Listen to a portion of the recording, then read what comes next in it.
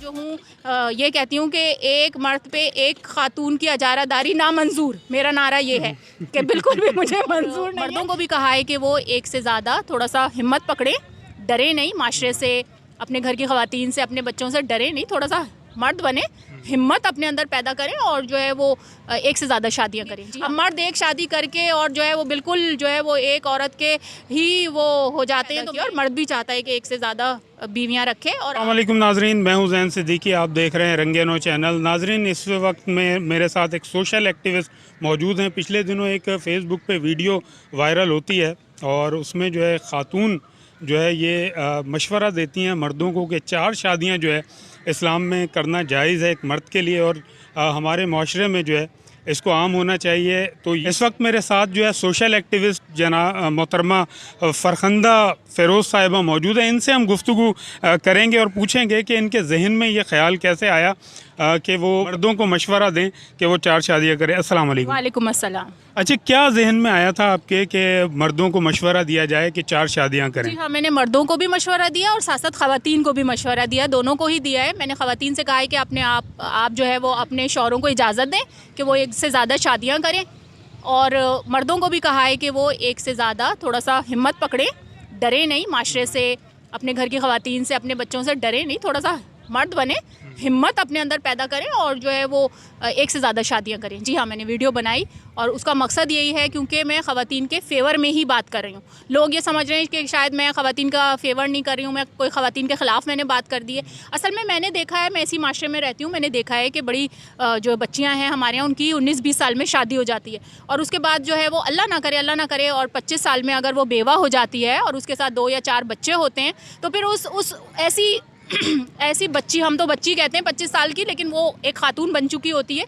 4 बच्चे वो संभाल रही होती है, तो उसको बिल्कुल तन्हा छोड़ देते हैं। कोई फैमिली उसको सपोर्ट नहीं करती, ना ही उसको ससुराल सपोर्ट कर रहा होता है, ना ही मैका सपोर्ट कर रहा होता है, और माशरा भी उसको पता नहीं क्या मुजरिम समझता है कि ये अगर बेवा हो गई है तो बस अब इसकी ज़िंदगी यहीं पर ख़त्म है। क्यों भाई, क्यों ख़त्म हो गई? अभी अगर उसकी ज़िंदगी 50 साल है, 80 साल उसको जीना है, तो वो क्या करे? वो बस उन्हीं बच्चों के खातिर अपने, उसकी कोई क्या लाइफ नहीं है?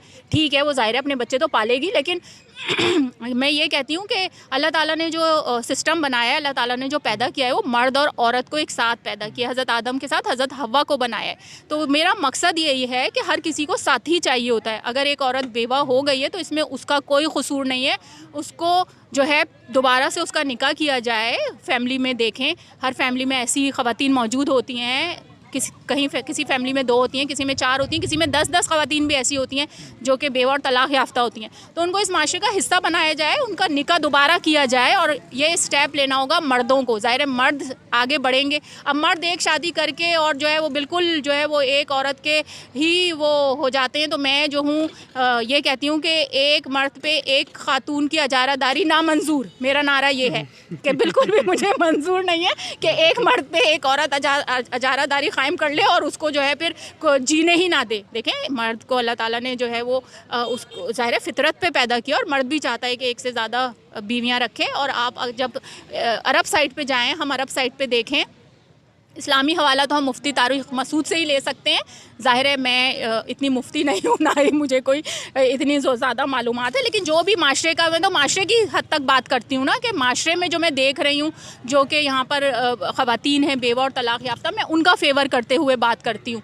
तो ये है, इसलिए मैंने जो है वीडियो बनाई और मैंने चाहा कि लोग जो है वो इस पर सिर्फ सुने नहीं, इस पर अमल भी करें।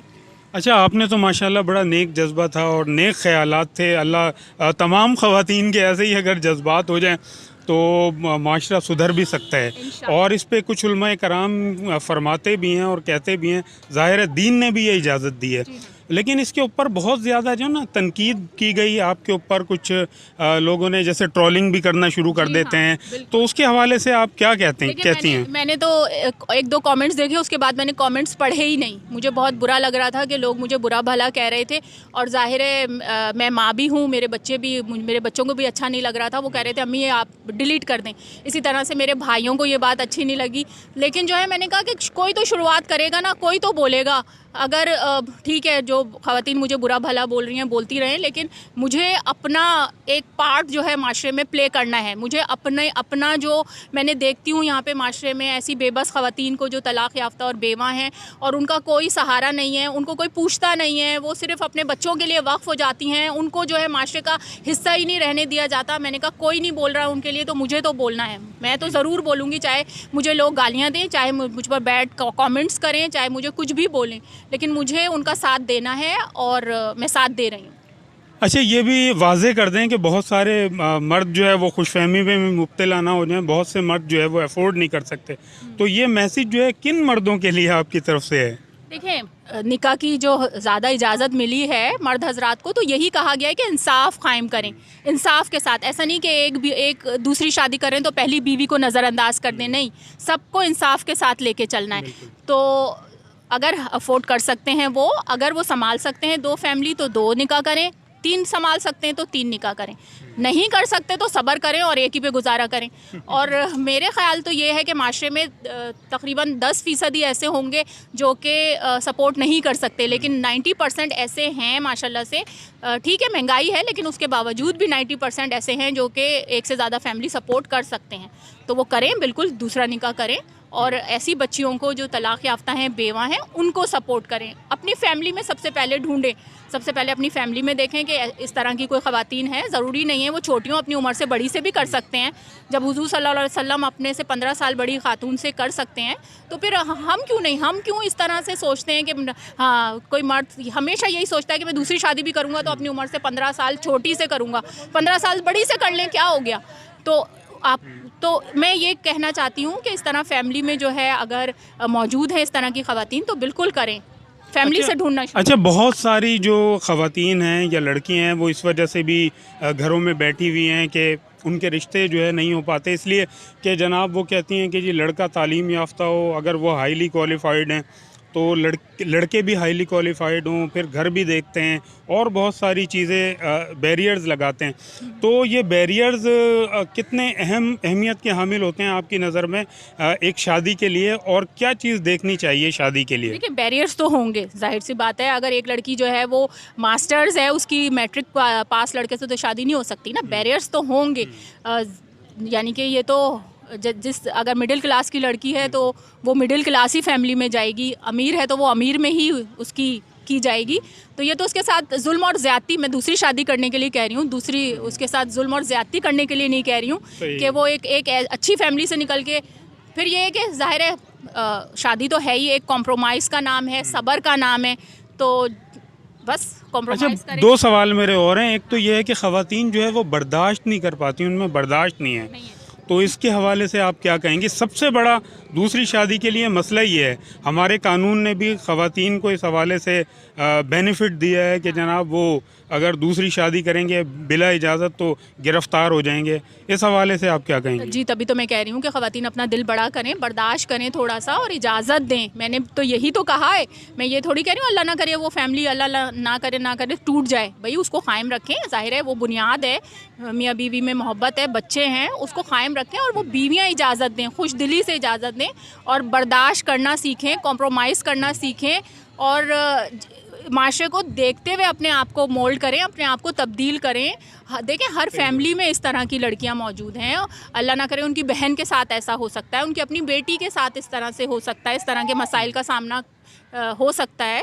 तो वो इस चीज़ को सोचते हुए इस तरह के जो है वो अपने शौहरों को इजाज़त दें कि भाई आप उनको खुश दिली से बोलें कि भाई आप दूसरा निकाह करें। क्योंकि होता ये है कि मर्द जो है, मैंने देखा है, ये मेरा अपना पर्सनल एक्सपीरियंस है कि वो निकाह की तरफ नहीं जाते, वो जो है वो लड़कियों को धोखा देते हैं, चीट करते हैं, उनको इस तरफ जाने लगे हैं।